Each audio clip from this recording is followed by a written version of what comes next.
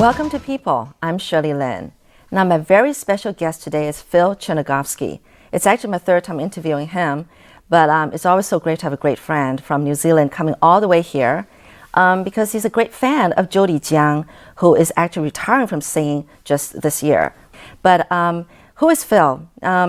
His son came visiting Taiwan like 16 years ago and was by himself climbing the mountains of Ali Mountain, and he disappeared. So then Phil got worried, came over like a total of 6 times looking for his son, to no avail. But in the meantime, he made friends with a lot of people in Taiwan. And as a matter of fact, Taiwan has made such an impression on him that he decided to write a book. And so he just came up with a book, and the book is called Mountain of the Sleeping Moon. Mountain of the Sleeping Moon. So let's meet Phil now. Hi, Phil. Hi Shirley, and hi to Taiwan and other people around the world. Thank you so much for coming again.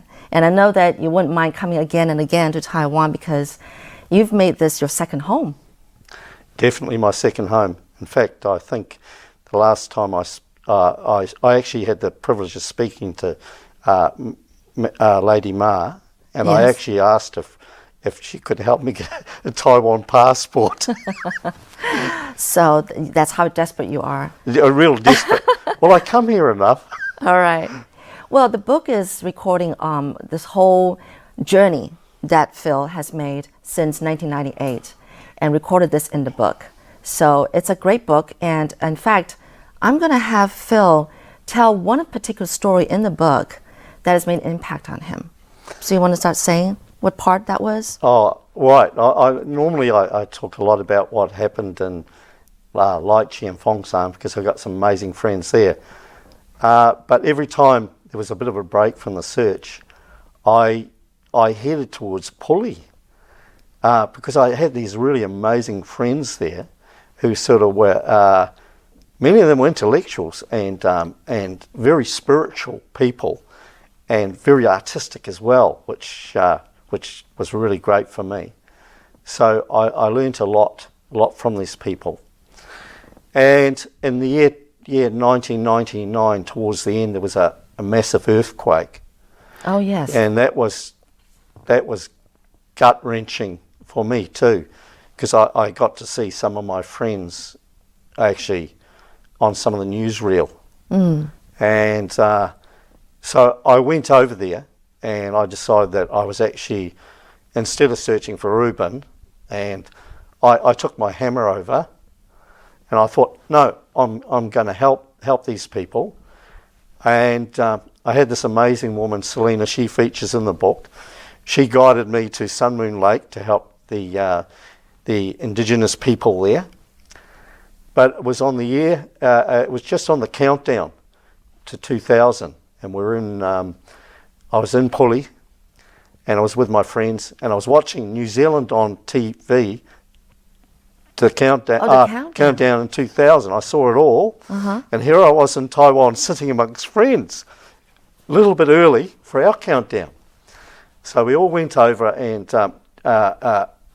it was just amazing. All these people come out of this broken down, beautiful little township that I remembered, and converged on the sculptural park. The sculptural park, amazing place, with all these beautiful sculptures made by this old dude who carved into rock. They were, to me, they were spiritually uplifting and yeah. Anyway, the story goes, as I went into the park, I was just wanted to be amongst friends. I didn't want to be anything else but just amongst friends to celebrate. And I was in this crowd, and this beautiful little old woman came up to me and went, Mr. Phil, Mr. Phil, Mr. Phil. And then some guy, he looked like he was supposed to be a legislator, he grabbed me by the arm and he took me up on stage. Now, I was standing there. I don't know how many people were there, but there might have been 10,000. I don't know. There could have been more. You think you have stage fright? I think I was in shock at the stage. Okay. At least they didn't ask me to sing. And And I'm going to ask you to sing now, and you still wouldn't. No, you can't get that out of me. And what happened was, so I thought, I just went ni hao, kia ora, ava veriu, the Joe's Aboriginal thing. Which means hello? Hello, yeah, greetings to everyone. And to my amazement, when the countdown finally came, they handed me the mic and told me to do it. And you thought they meant for you to sing? No, I knew it was a countdown, Okay. so I could handle that. But what happened was, it was just beautiful. It was getting all nice and dark, and all I could see is these beautiful lanterns, candle-lit lanterns, and they're all in a glow, and all these beautiful smiling faces, all looking at me. Oh, the kids, right? Holding candles? Yes, not only the kids, but the parents and that, they're all standing there. And then there was a point where, I got told just to walk down these steps, which I did, off the stage. And then all these beautiful small little children come rushing up, and they're pulling me on the sleeve, grabbing my hand, grabbing my trousers. It was the greatest affectionate thing I've ever experienced in my life. Right. And all I could see, these amazing parents, all their faces are glowing as they release these lanterns into the sky. Ah, sky lanterns. Yes. Wow. I'm still blown away with it, and always excited to tell people that story. It seems so unbelievable that when I tell it in New Zealand, they don't believe me. Because you felt honored. I felt really honored. Right. So, Phil, what made you decide to write this book, even though it's hurtful to recollect all those memories and thoughts about Reuben, your son? So what made you think of writing this book? It was, to me, I always wanted to say thank you to Taiwan. And this I realised was the way of doing it. Initially, I had recorded some information on an old computer, but I was very apprehensive about doing it because I'm partially dyslexic. Mm-hmm. But no excuses. There's computers, so you can overcome this. But I call it the night of the small chickens. It was after Jody's concert the first time I came over. Well, what year was that? 2013, was it 10 or 11? Maybe it was 2010. 10, was it? Yeah. And the publishing company, Yuan, they invited me to meet Mr. Leo, who wrote the book about me searching for my son. And while we're having this meal and these little spring chickens, I remember everybody was pressing me, come on, Phil, why don't you write your version of the story? It'd be really exciting. You mean here in Taiwan? Here in Taiwan. This was happening in Taiwan. Straight after the concert. Okay. And I was a bit reluctant, a bit nervous, but something inside of me said, no, this is the right thing. And then I was really lucky. Jonas Ho turned up on the scene. Yeah, how did he turn up? Well, now that's another real amazing story. Right. Well, let's explain. He's Taiwanese, but he grew up in New Zealand?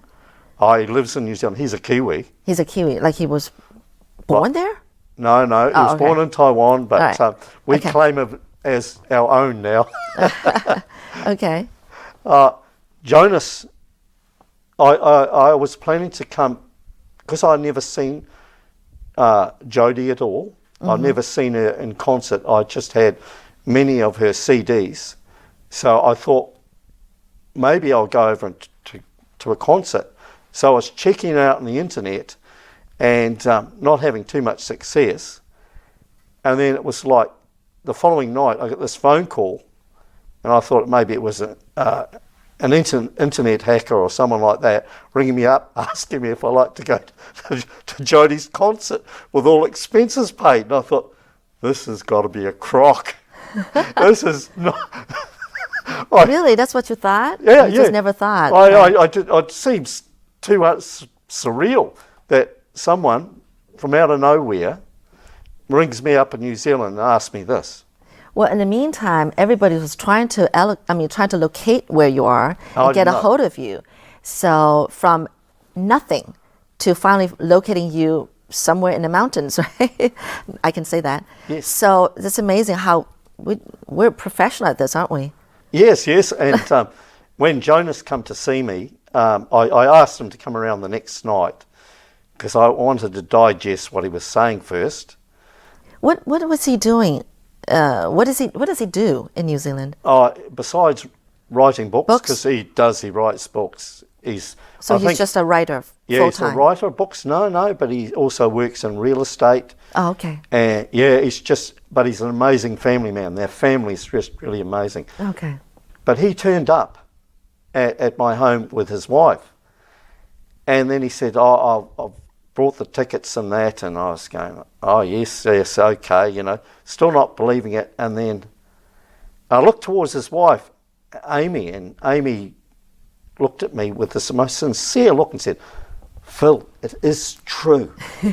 I didn't believe it. And honestly, I was squeezing my arm in disbelief. I could not believe it. And since then, Jonas has helped me throughout. I sort of turned to him when I was writing the book, and for his great guidance. He's a genius, the guy. Wow. How long has it been since starting the book until it's finished? I think because I wrote too much information. Oh, you actually wrote the whole thing yourself? I wrote the whole the manuscript. Okay. I wrote the initial manuscript. Yeah. And there could have been more than over 1,000 pages, and Jonas kept on sending me away. And he said some of it, and I'll be honest with you, because Jonas was always forthright with me. That's where the Kiwi bit comes in, where he talks direct. He said some of it's literature, Phil, really good literature, but some of it is a bit wish-washy. Okay. Yeah, you need to upgrade it. So he sent me away, and it was quite complex because we were writing it.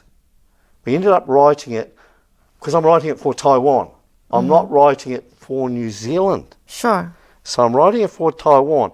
How do you transmit the message to Taiwanese? You don't write the whole thing in English. That's what Jonas asked you to think about? No, that's what I thought about. I thought it's got to be translated. Mm-hmm. It's got to be translated by someone at the highest level. Well, I discovered that Jonas he's an exceptional translator, but he's an exceptional author. And with a lot of discussion when we were going through my manuscript, which was too much, I thought, maybe I'm writing this story too much about the me, my perception. I'd like to have a balance, how the Taiwanese people thought about me through the search. Who else could I ask but Jonas? And he's just really amazing. Everybody loves him. He's just put the whole balance back into the storyline, and I give him huge credit. He is my co-author, and I'm honoured to be able to actually write a book with him. Right. Now there is one thing that I've known you all these years, but there was one thing that I don't think you ever mentioned to me personally, is that I realized that when you went to the government in New Zealand and asked for help in searching for Reuben, and how you didn't have any success, and then you boldly came over to Taiwan and approached New Zealand representative office for some help, and you didn't get any help. You stormed to the presidential office building. Yes. You really did? Yes. By yourself? Yes. I had some people with me. You did? There was two wonderful Taiwanese women who were students with Reuben in Dunedin. Oh, I get it. Yeah, but that was my idea, and there was also there was another Kiwi guy with me. But you know, like I worked strategy out with him, but I was devastated, and everything was urgent, and every moment counted as far as what I was concerned. And it was supposed to be like a low-level search, and I thought, this is not going to sort it out. You wanted a high-profile search. Yes. There's a point why people have low-level searches, but I believe, knowing my son and his love of nature, I had a strong gut feeling. But as for the representatives here, and I can't speak highly enough of them on a personal level. Okay. And I don't want to get into the politics of it, but people shouldn't, you know, there's a point where politics should be put aside and where people should be given help regardless of the political agenda of the countries involved. But it was tense. It was very hard for me to do the searching and then negotiate at the same time. So I was searching and negotiating all the time. But the blessing was the Taiwanese police, even though I had some hard, heavy discussions with them, they always looked at it with great balance, and they respected me as a father. All right. And they used to go to the temple and pray for me. The hardest man of all, Tony Tao, for me, he was the one that went straight to the temple and prayed for me and Reuben. All right. I met him the other night, and he's changed. He's not, I call him the Iceman, but because he's almost like a James Bond sort of character, except he wasn't trying to be charming, but he had criminals would have been scared of him, intimidated by him. Okay. But he was a precise man and a brilliant policeman. All right. Great. And seeing him again, it was amazing. That is great. Well, let's take a break and we'll continue more with Phil Tchernegovski and his story.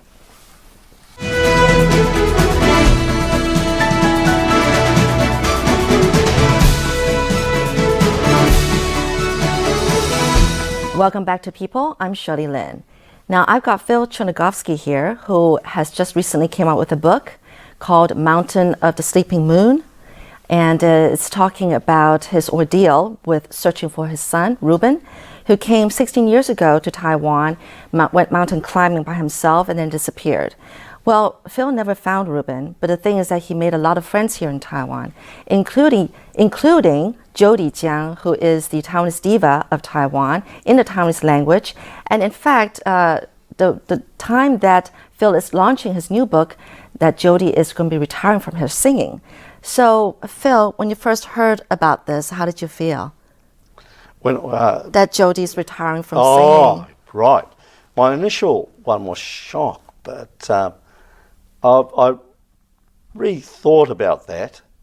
We should be celebrating somebody really unique. Let's savour the moment. Let's enjoy. She's still got another concert coming up, but even then, good on Jody. Good on her. She's more than done enough for everybody, you know. Including you. Including me.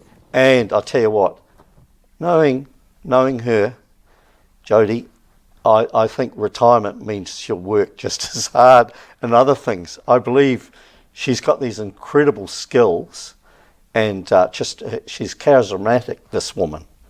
So there's not going to be ever she's going to be busy, non-stop. Yeah, that is true. Do you know if you're going to be invited to her concert, her last concert, I think in summer? In summer, yes. Well, I'd love to be invited to the concert. You know how people are scrambling for her tickets. Yeah, well, I'm one of them. Okay. I still think, you know, like I've been really honoured so much from Jody. Yes. And her kindness for Right. me, that I've got no perceptions about being invited or not. Right. But if you ask me from my heart, wow, I'd love to go. Now, this is the very first CD that you got from her, right? Yes. And it's actually all signature. She's got her autograph and everything. Oops, it's falling apart. Oh, that's the second cover, but now that's falling apart. It's the second one. It's falling apart too? Yes. I remember the first one you had was all cracked. Yes. I can't put it back. I'm sorry. But anyway, so, and then in fact, you had your press conference with your book launch, and she couldn't be at the press conference, but the thing is that she wrote you a card personally. So that's very nice of her. I'm sure they read it out to you. Yes? Yes. I'm not gonna read it now, but that's the card. I was nice. I was very excited to actually receive that card. Yeah. And I once again, I had no perceptions, because I know what Jody, like she's got to analyse what she's doing from now on, Yeah. And I would hate to put pressure on a friend, because I perceive her as a friend, and I wouldn't ask a friend to force himself to become an entertainer again by turning to a press conference. All right. I was touched by that. That means more to me than you'd ever believe. Sure.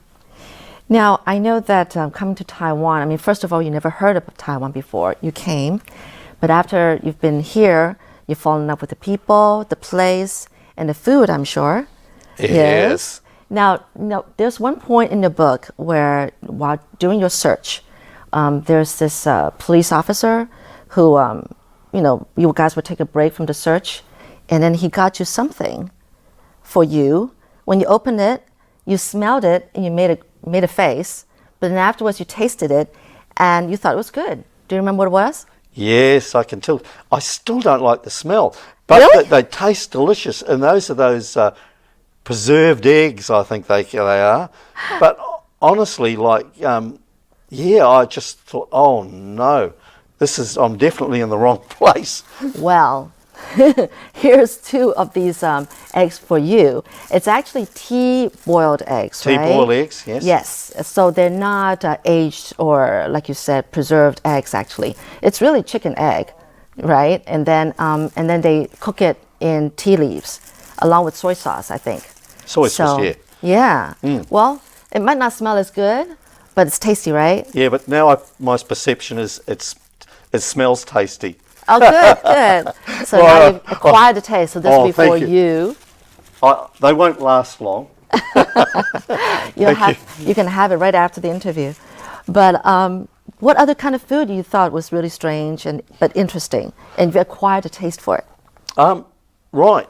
When I was in Chiang, I sat around and there was this spinning table, and all these dishes were put on it, and there was soup, and it had lots of teeny shells in it as well, with the little shell food in it, but it was like a soup, and you had all these little side dishes, and what happened was, I resisted, because I that's the natural thing.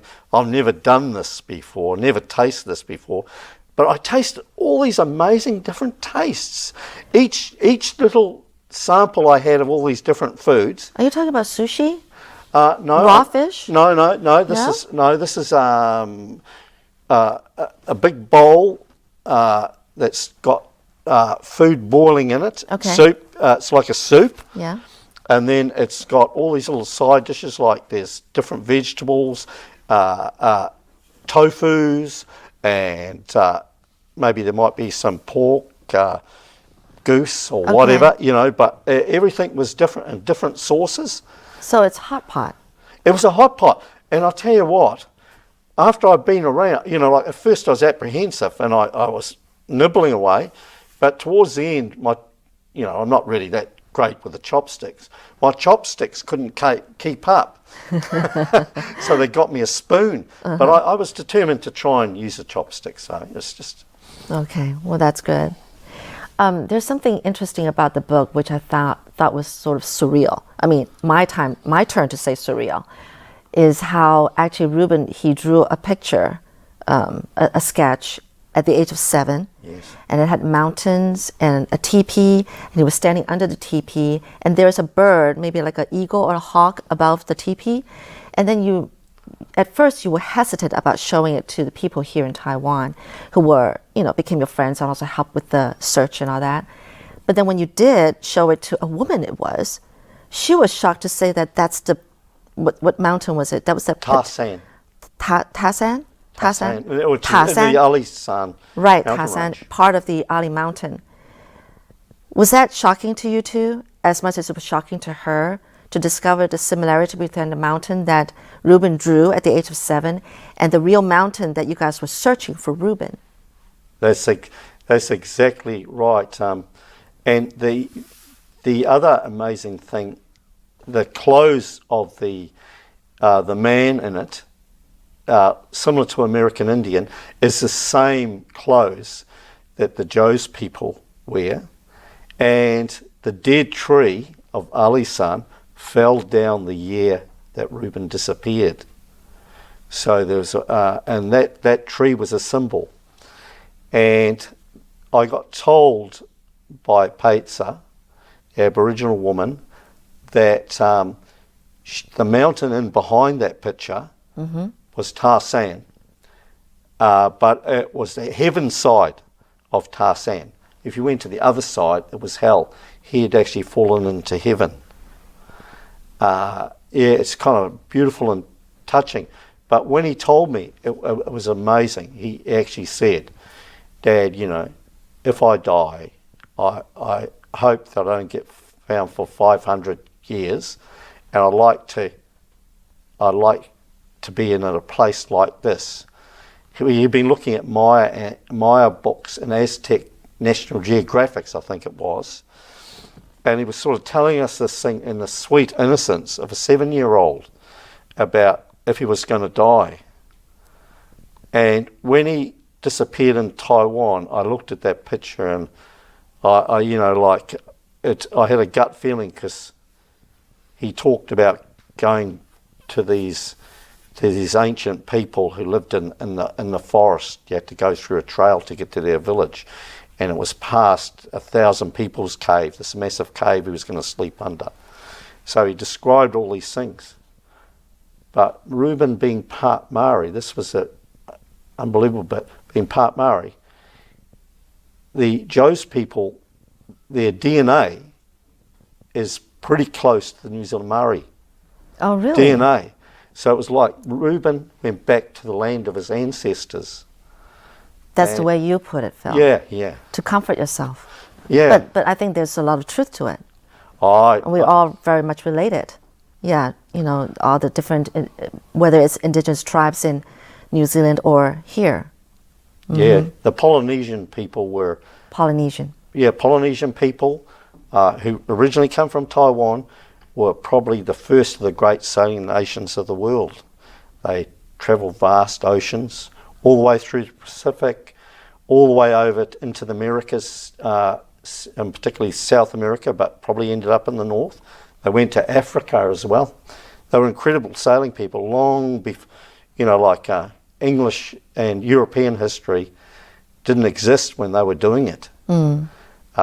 Chinese people basically stayed within their own lands and very, very, rarely ventured out, except for one great emperor who was just a great explorer. So, Phil, what are your feelings after writing this book? Feelings and thoughts. Feelings and thoughts. I think I'm more than happy with when I saw the book. It's in writing it, I was worried about things were going to get missed out, and but now I'm aware. This is my message. This is me saying thank you. And with Jonas's help, and with this wonderful publishing firm, Yuan, Mm-hmm. This is what come about, you know. I'm at peace. This is the biggest thank you I can do. All right. And I don't feel that I had to do it, but I wanted to. Yeah. And I think you did the right thing writing this book. You made us all realize, you know, what the story is. It's a beautiful story. And personally, I think it should be made into a movie. What do you think? I can't tell you too much, but there was once... You're there was a hint of that once. There has been a hint of that, but... especially after the book came out. Yeah, but me, I'm more interested in the book. That's me, you know, like... yeah. It's just saying you're a really amazing people. Uh-huh. You know, people of Taiwan, you're really amazing. And you ask me, I always keep on saying the word amazing, but I can't. I looked through the thesaurus and the dictionary, and I haven't come up with anything that fits me to say to you. Other than that, well, it would be great to have this movie, and then maybe the reason why Jody is retiring is so that she can be in the movie herself.